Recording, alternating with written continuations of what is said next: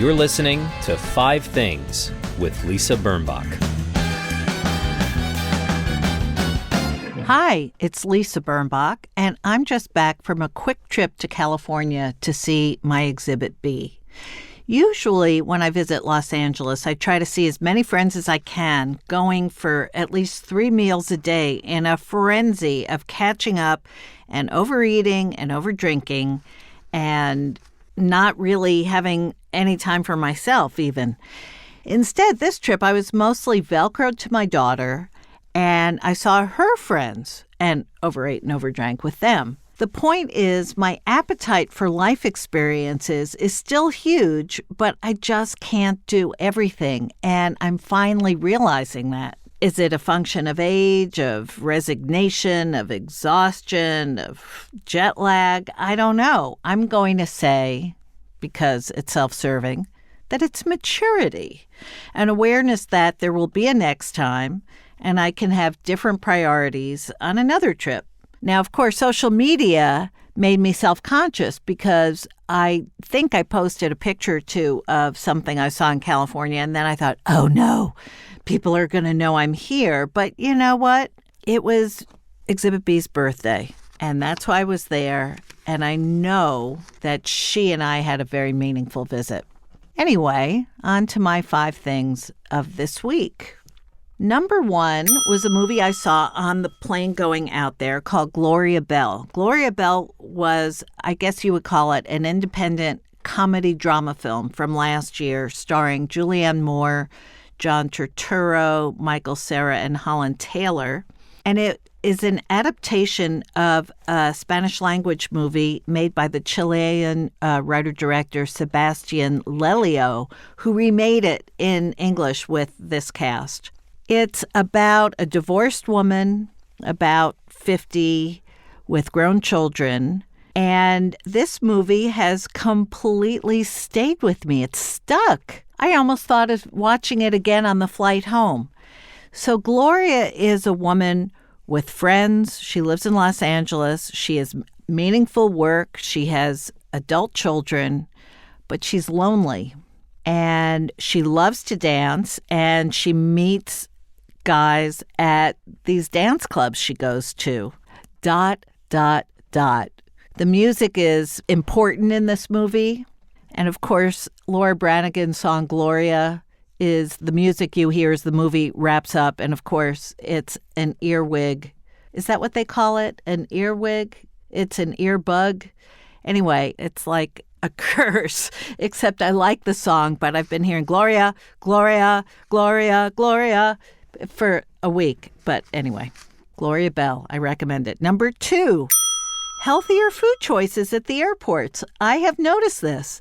It's not just your basic chicken Caesar salad, although basically if you go to any food place in an airport terminal, you have your choice of chicken Caesar salads from every single, whether it's Hudson News or whether it's SIBO or whether it's Wolfgang Puck, everybody has a chicken Caesar. I don't know why that is. Is it because it's fake healthy?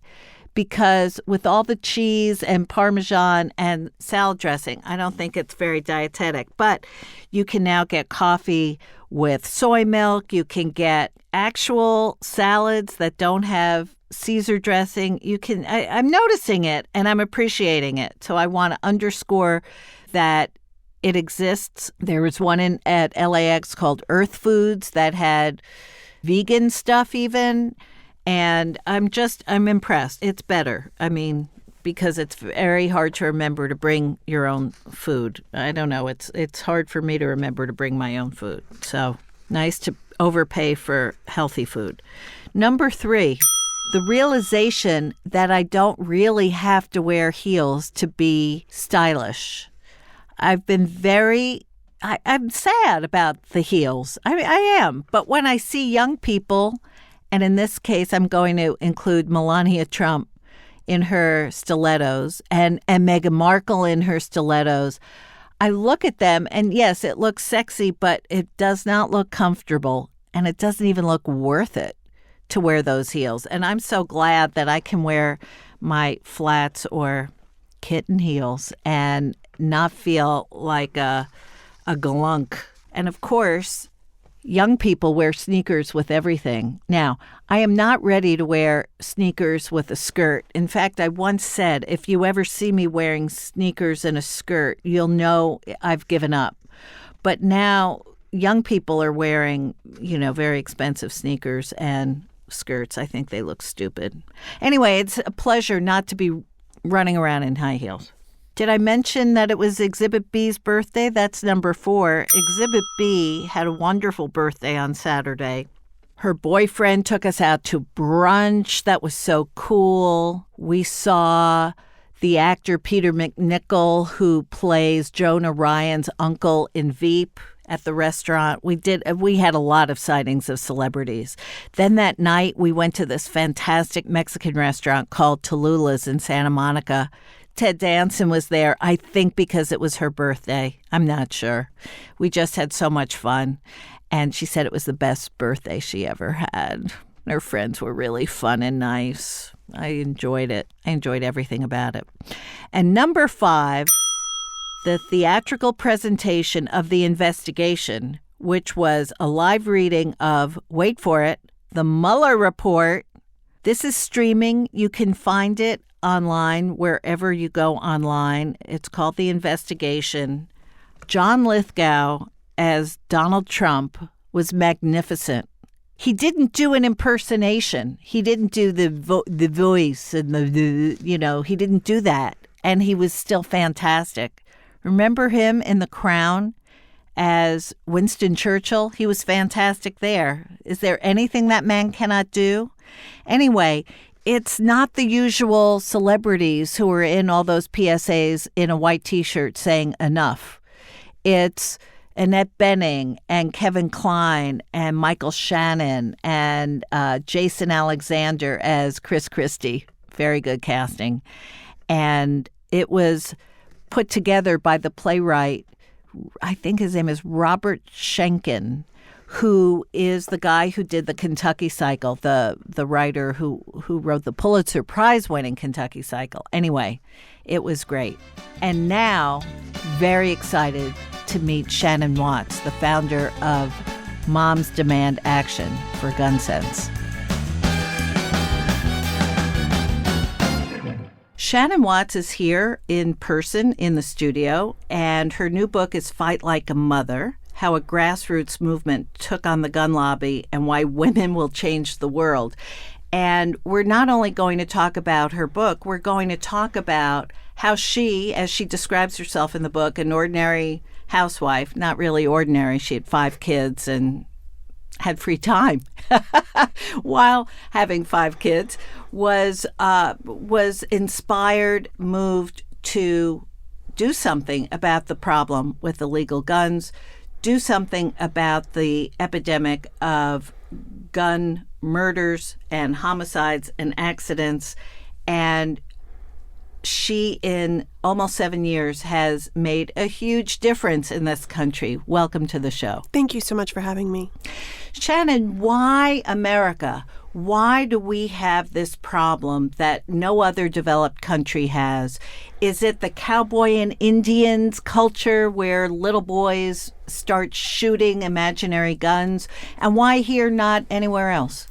It's pretty clear that the reason America has a gun crisis, a gun violence crisis, is because we have a very powerful gun lobby. That's something no other high-income country has.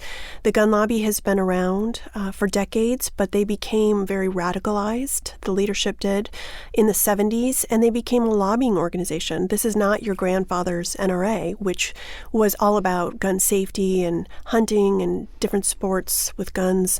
This is an organization that has profit motives. They want to protect the profits of gun manufacturers. It's no different than any other special interest. It's why Mothers Against Drunk Driving took on the alcohol lobby. The NRA is a special interest, and they have really been able to write our nation's gun laws. When one reads about the politicians who accept money from the NRA, and it's at least probably almost every Republican who's in office now, A lot of them don't even get that much money from the NRA, from what I can gather, but enough to support the unfettered growth, whether it's bump stocks or automatic weapons, or to feel that teachers should be armed, or whenever the vote comes to whatever the issue about guns, around guns. And it's not even that much money for some of them. Why do you think that little bit of money affects their vote so much? Well, a few things. The money that we see is often not all the money they get, because the NRA will also invest in advertising. And so that is very valuable to candidates to have that support during their election time. However, the NRA has also created this sense of fear among lawmakers, because if you don't do what they say, they will go in and support your primary opponent. So there's threats from all different sides. And there was, for a very long time, value in an A rating from the NRA. That isn't the case anymore. But lawmakers thought that if they had this A rating, that then they would have more votes from constituents. So all of those things combined, the NRA's money, their power, their ability to seek revenge from you electorally if you didn't do what they said. So it's a shakedown organization. In many ways, they created this power that lawmakers, and frankly, it wasn't just Republicans, it was Democrats too, did their bidding because they were afraid of the repercussions. When my son, who I like to call Exhibit A, was a little boy, his dad and I agreed that we would have no toy guns in the house. He, at age 3 or something, chewed a graham cracker into what I thought was, a right angle. He sort of ate the center of it, and then put his little finger around the stem and said, "Bang, bang." Where did he get that? He never saw a gun. He never heard the bang, bang. I had the exact same experience. So I have 5 kids, 4 of whom are girls. The youngest is a boy. And we didn't raise him to play with guns, or, he certainly wasn't seeing violent movies. And he was in the bathtub one day with all the girls' Barbies. Mm-hmm. And I thought he would just throw them out. And instead what he did was rip their heads off and turn them into guns. So it's almost like this, and I thought, I won't be raising them exactly alike, because there are some serious differences. Yes. But isn't that weird? It's almost innate. Well, that brings me to the point of men and guns. I mean, the mass murders that are committed in this country are 90%, 95% perpetrated by men? There's a real correlation between toxic masculinity in America and the gun violence that we see. The majority of mass shootings are started by domestic violence incidents. The majority of mass shooters have some kind of domestic violence in their history. Mm-hmm. And I think Nicholas Kristof said it best, the editorial writer at the New York Times. He said, in other nations, brutes put their wives in hospitals. In America, they put them in graves. Every country is home to toxic masculinity, but only Americans give them easy access to arsenals and ammunition. Now, even when you say most of them have a history of domestic violence, so even if they're going to their place of work or a shopping mall, they're still keyed up, fired up, they have a gun, they don't know how to deal with their anger or frustration or jealousy, so they just decide to shoot people. Well, there's this idea of when you have a hammer, everything looks like a nail. And even if you look at things like road rage, mm-hmm. the incidence of road rage involving guns doubled between 2015 and 2016. And so anytime you add guns to the mix, you have the potential of this, what the NRA would call a good guy with a gun, very quickly becoming a bad guy with a gun. And not because they have a criminal history, but because they have easy access to guns. Mm-hmm. Mm-hmm. And the lobby wants guns to be carried wherever a gun owner is. They should be able to walk around with a gun. I read in your book, Fight Like a Mother, how at various legislative votes and when you and your teams have spread out and gone to lobby, people will show up with guns to intimidate you. That's right. They're allowed to do that. Yeah, in 45 states, there's something called open carry that's legal. And that's this idea that you can take a long gun, like a semi-automatic rifle, or a gun loosely in your pocket, no holster, and just walk around in public. I live in Colorado, and we see it all the time. And I didn't even realize that that was legal when I started Moms Demand Action. And what happened right away was that we would have rallies or marches or events, and we would have our kids in tow, and suddenly we would see this group of armed, usually men, show up to try to silence or intimidate us. And it still happens even today. We just had our Wear Orange weekend in June, which we have annually to bring awareness to the crisis of gun violence. And in Ohio, a lot of armed men showed up to try to intimidate or silence our volunteers. And so this is something that happens regularly, but we aren't going to be silenced, so we're not going to be intimidated. The CDC, or the National Institute of Health, does consider gun violence to be a health epidemic, a safety epidemic. How is it that they don't go mano a mano with the NRA, or do they? Do they have people who are debating with gun activists as we speak? Well, the NRA was able to get Congress to stop investing money in research around gun violence prevention in the 90s. So we don't really understand the extent of our crisis or even how to solve it. We have to rely on research done by medical institutions, by research facilities. Our own organization, Everytown for Gun Safety, does a great deal of research on the subject. But what we really need is for the government to get back in the business of researching this issue and helping us understand at a federal level what best ways to employ so that we can address the crisis. And that's not likely going to happen in this administration. Yeah, Donald Trump is sort of a wild card on this issue. The NRA gave him $30 million in his campaign, more than any other outside donor. And so certainly they expected a return on their investment, and they did not get one. Even though there was a Republican president, a Republican Congress, Moms Demand Action volunteers and others were able to play really good defense, and they couldn't pass their two priority pieces of legislation. And so sometimes this is not just a game of offense. We do certainly pass stronger gun laws all across the country, but it's important to play defense too and to stop the bad bills from passing.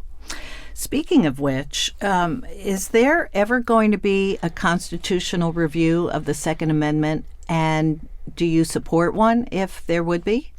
Well, we think the Second Amendment's pretty clear. And even in the Heller case, which was decided by the Supreme Court, they said there's no amendment that can't be regulated, essentially. And so we know that the laws that we're working to help pass are constitutionally sound. It's really we need to make sure that the gun lobby's interpretation of the Second Amendment is not what's being applied. Well, a militia refers to, as is described in the Second Amendment, a well-regulated militia is for the defense of the country, not because you're in a bad mood. Right. I mean, yeah. And what perplexes me is how that phrase can have so many interpretations. Of course, they're opportunistic on both sides. No, militia doesn't mean automatic weapons. It shouldn't. People have suggested that, sure, everyone can have a musket, but the number of guns, as you've written in your book, outnumber the number of Americans.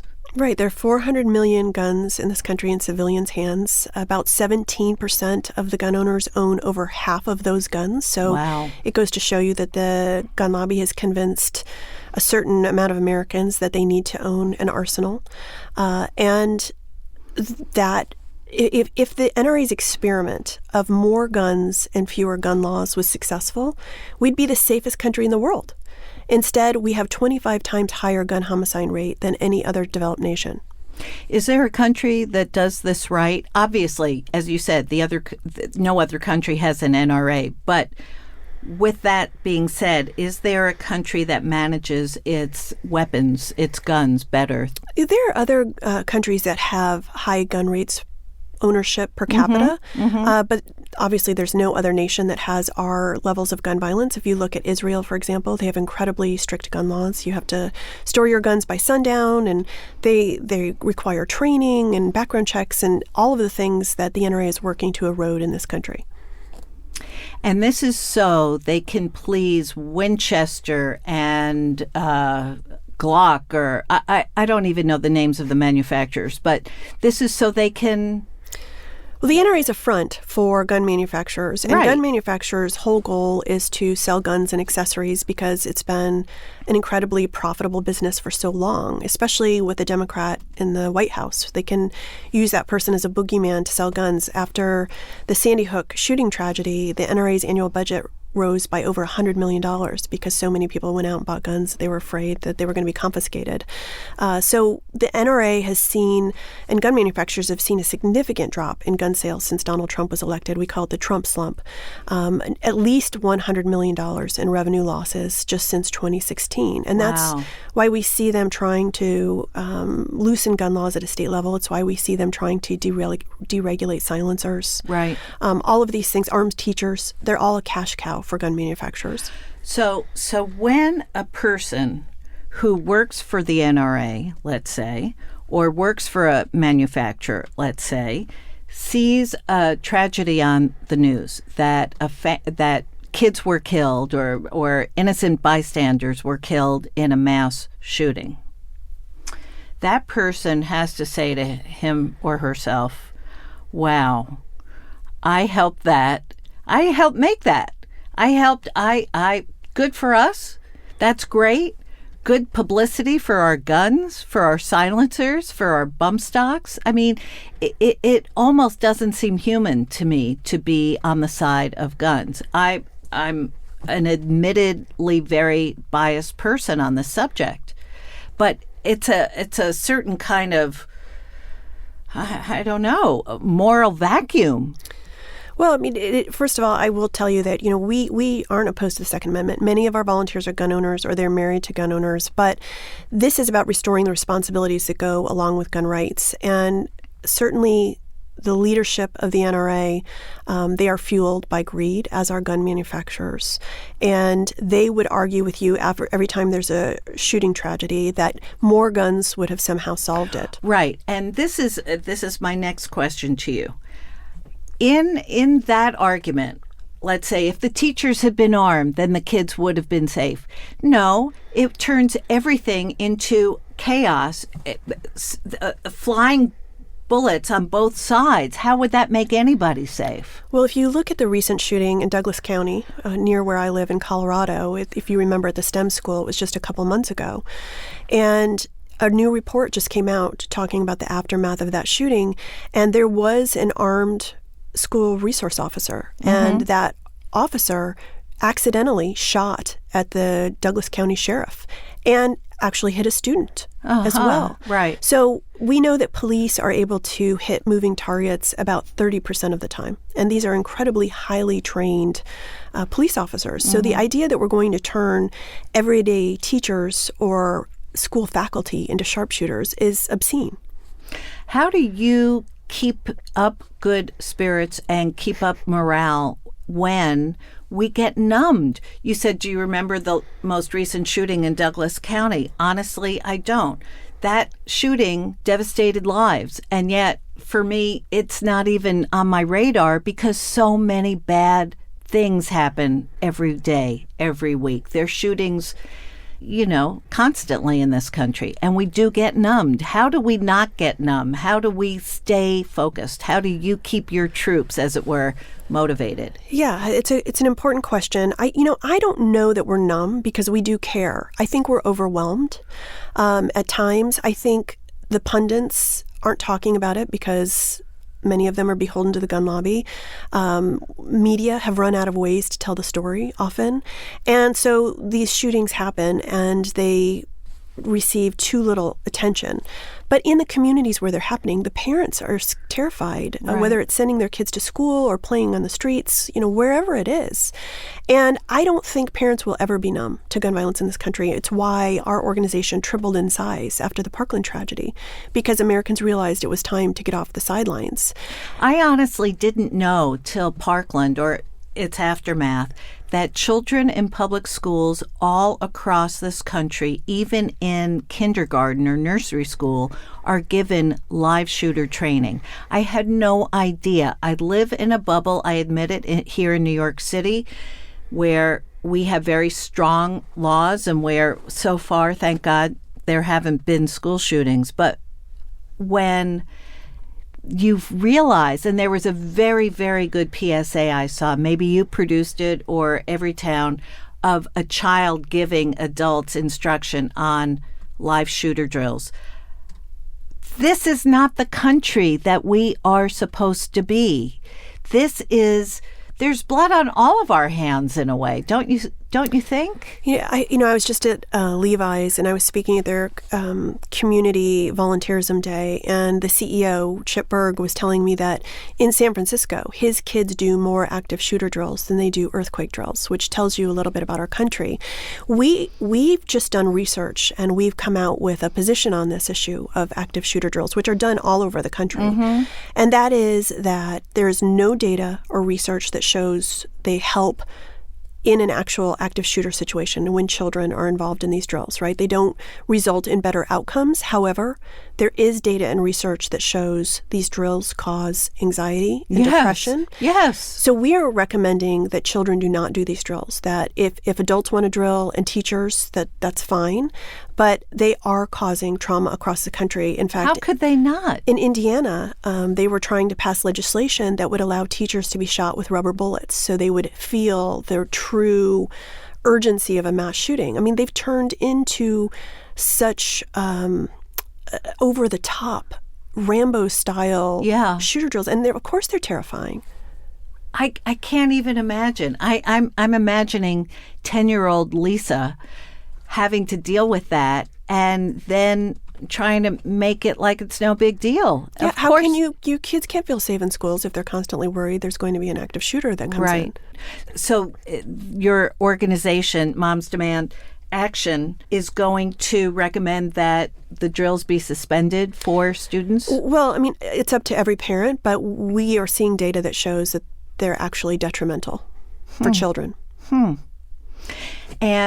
And to all the teachers who think that they're going to have to be armed when they can't even pay for construction paper.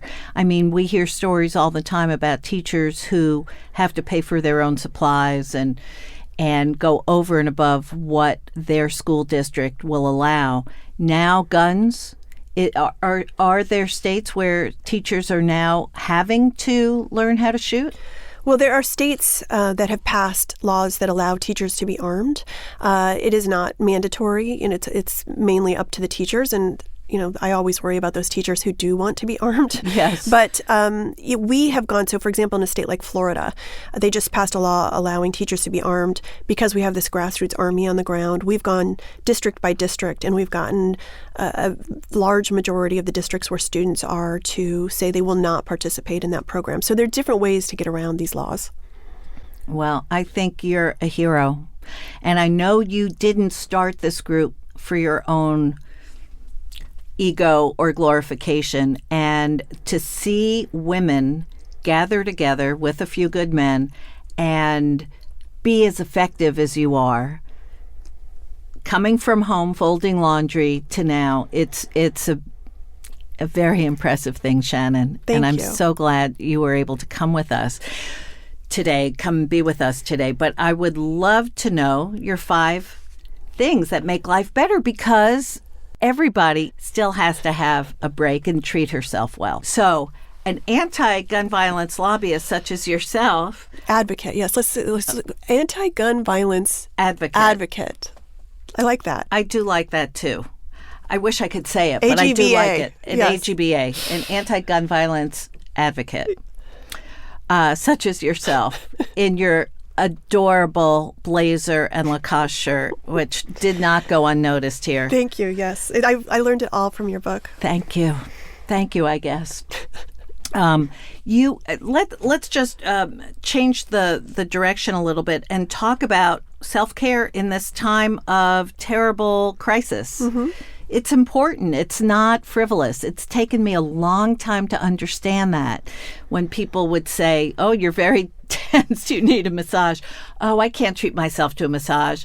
Yeah, sometimes you do need to just take care of yourself. How do you find that balance in your own life? Yeah, I talk a lot about how this is a marathon, not a sprint. You don't get into gun violence prevention thinking you're going to make change overnight. Right. And it is also a relay race. You have to pass the baton when you are overwhelmed or you need to prioritize other things in your life. Right.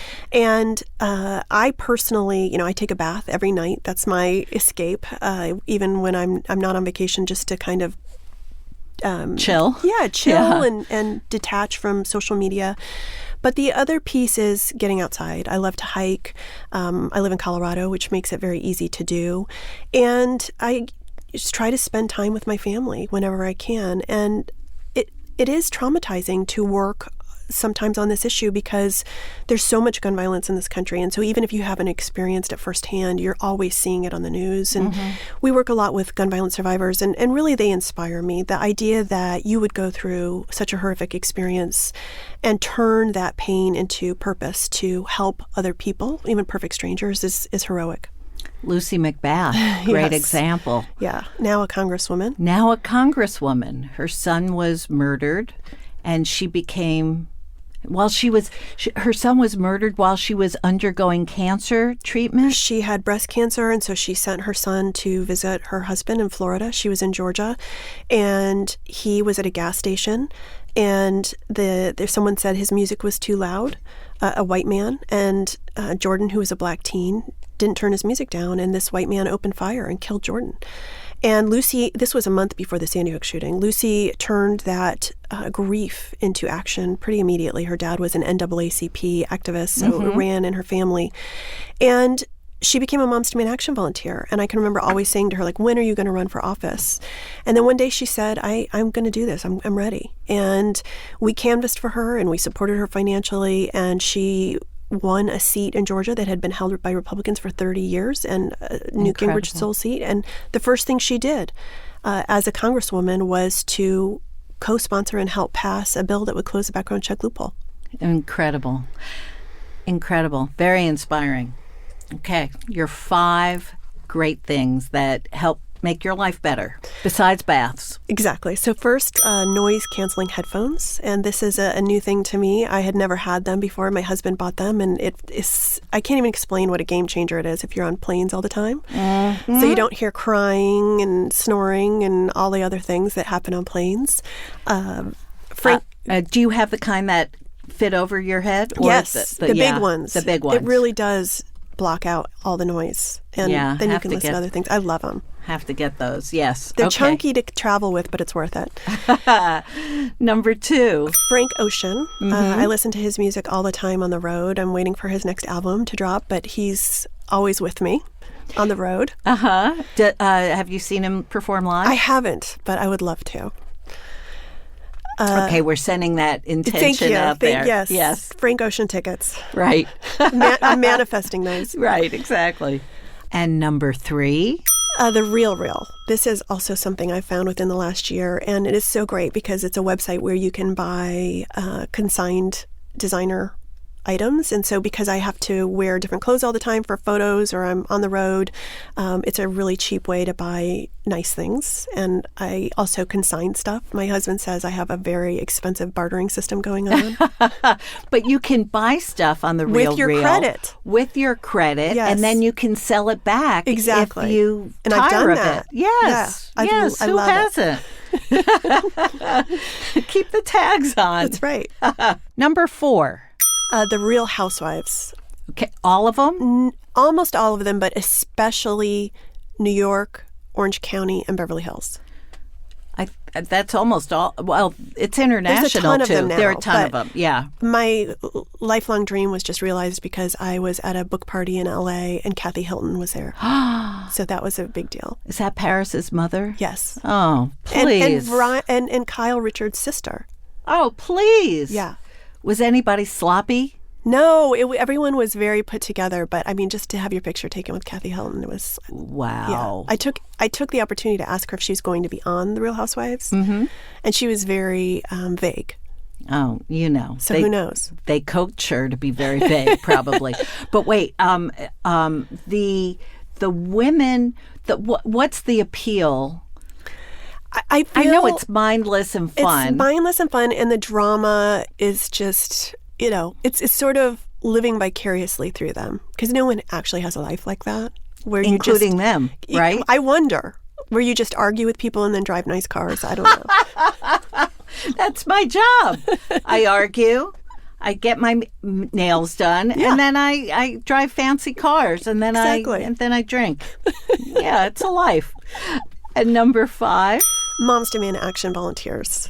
They are just so amazing and talented and strategic and fierce and persistent. I think one of the most gratifying pieces of this work is having made lifelong friends through volunteering. And so many other people have met women that they're now best friends with and they vacation with and they get tattoos with. And I never imagined that working on gun violence prevention would also be like a sisterhood. Wow. How many volunteers? Hundreds of thousands at this point. And just to put it in perspective, in the 80s, Mothers Against Drunk Driving was such a touchstone. They have about 15,000 active volunteers. And so to have hundreds of thousands of people who wake up and work on this every day, I have no doubt it will get solved. Wow. Shannon, for an anti-gun violence activist and advocate, or the advocate, you're terrific, and I'm so happy to have met you. Thank you. I support your good work. Thank you so much for being here. Thank you so much. It was an honor. Thank you. You've been listening to 5 Things That Make Life Better with me, Lisa Birnbach. My guest this week has been Shannon Watts, founder of Moms Demand Action for Gun Sense in America and author of the recently published book, Fight Like a Mother, How a Grassroots Movement Took on the Gun Lobby and Why Women Will Change the World. To find out more about Shannon and her work, please visit her website at momsdemandaction.org. You can subscribe to this podcast on Apple Podcasts, Spotify, Stitcher, Google Play Music, and YouTube, or wherever you get your podcasts. Next week will be our 1-year anniversary. They said it wouldn't last. My guest will be Jamie Lee Curtis, so please listen next week. My blog is at lisabirnbach.com, where you will find links and photos about all the things we spoke about today. This podcast is produced in New York City by thefieldtv.com. My engineer is Jimmy Regan. My team is Espresso Rucci, Michael Port, and Sam Haft. Until next week, stay cool and act natural. Bye-bye. That was 5 Things with Lisa Birnbach. New episodes every Friday, if she remembers.